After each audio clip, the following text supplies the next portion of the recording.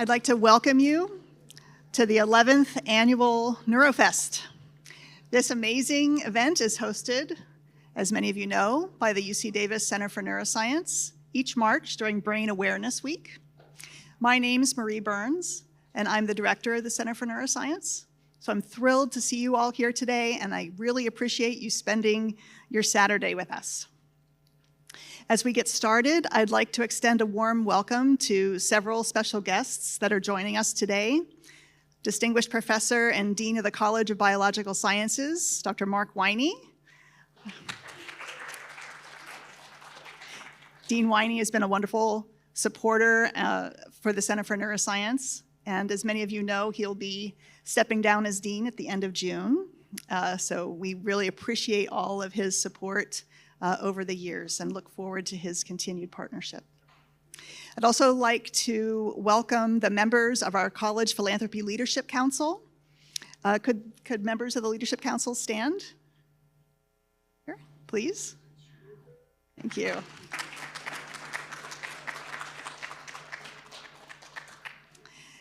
And then, of course, we have the members of the Center for Neuroscience faculty, many of whom are speaking today. Could I have the CNS faculty please stand?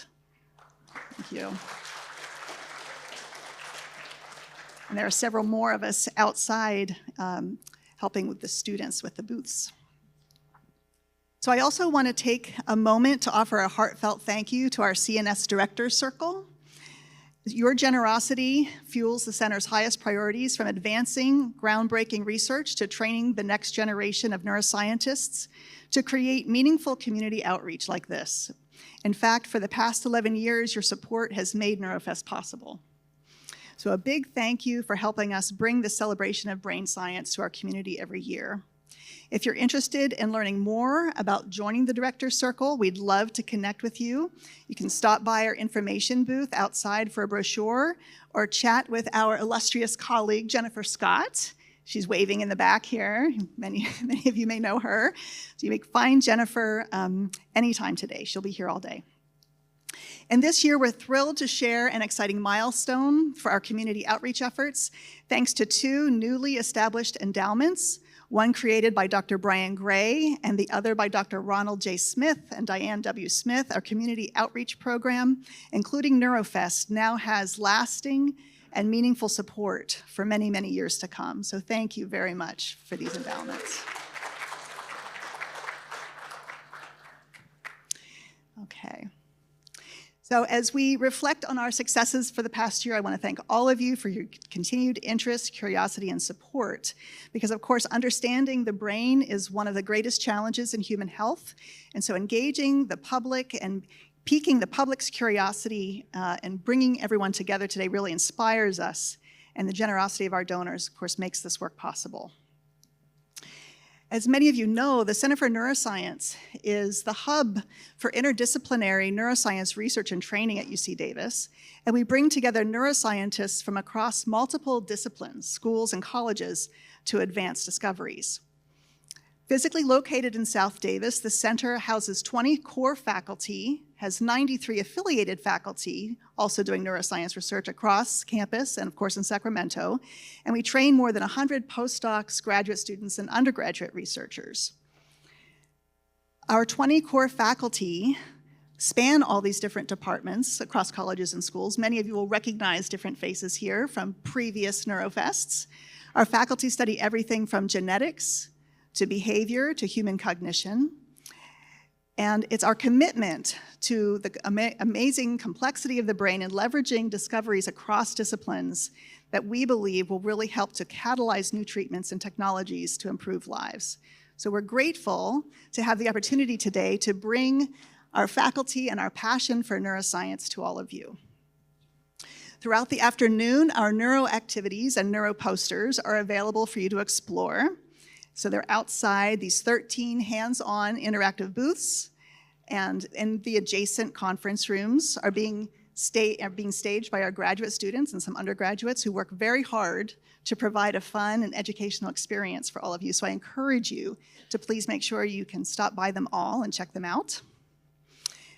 Now, of course, organizing an amazing team that we have here in our many yellow-shirted individuals that you see, we needed some real leadership. So I really want to take the time to thank our NeuroFest co-chairs, faculty Dr. Will DeBello, Martine Theron, and Kostas Arbalis, as well as our team of undergraduate and undergraduate student volunteers that were led by NeuroFest committee members Teresina Burney and Hoda Abu-Ich. And we hear a round of applause for our NeuroFest leaders. And finally, the staff that keeps us all on task and doing all the heavy lifting behind the scenes. And they include Kimberly Cummings, Teresa Gear, Elle Murphy, and Jennifer Scott. And a huge thank you for all of their hard work in putting this event together. And finally, here's our picture from last year. We just took a silly picture a few hours ago in our yellow shirts.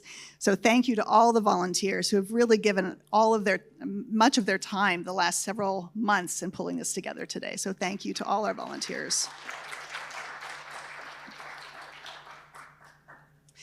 So without any further ado, let me introduce you now to the topic, the theme for today, which is adapting to change, neuroplasticity across the lifespan.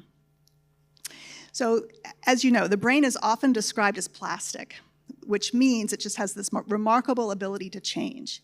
And this plasticity allows us to learn new things and adapt to new environments throughout our lifetimes. Thanks to modern technology, we now can observe these changes in real time and across a wide range of spatial scales. And by that, I mean that we can measure changes in individual molecules or proteins and where they're localized in individual cells, or we can detect structural changes in cells or electrical changes at synapses, and we can measure the behavior of groups of neurons and circuits, and finally, we can measure how changes in many circuits affect cognition.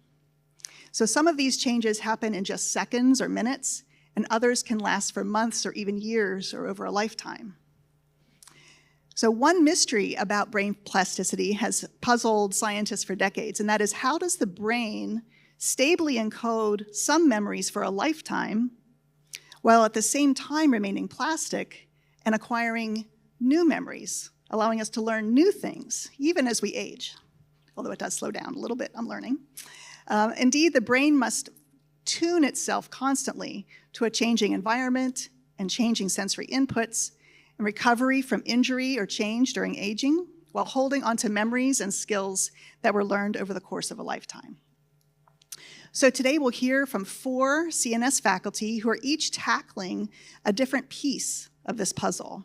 And I picked these particular 4 faculty to be our speakers today because together their work spans the full range of neuroplasticity across scales, from molecular mechanisms and principles that can drive learning and help protect the brain from unwanted change, to the circuits that reroute information based on how we pay attention, and finally to cognitive processes that shape how we form memories.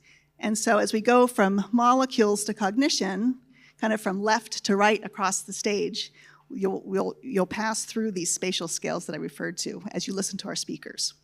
After each of the presentation, we'll have time for a question and answer from the audience. And at that time, we ask that you raise your hand and one of our volunteers will bring a microphone to you. And please note that we are recording the presentations and the Q&A session today.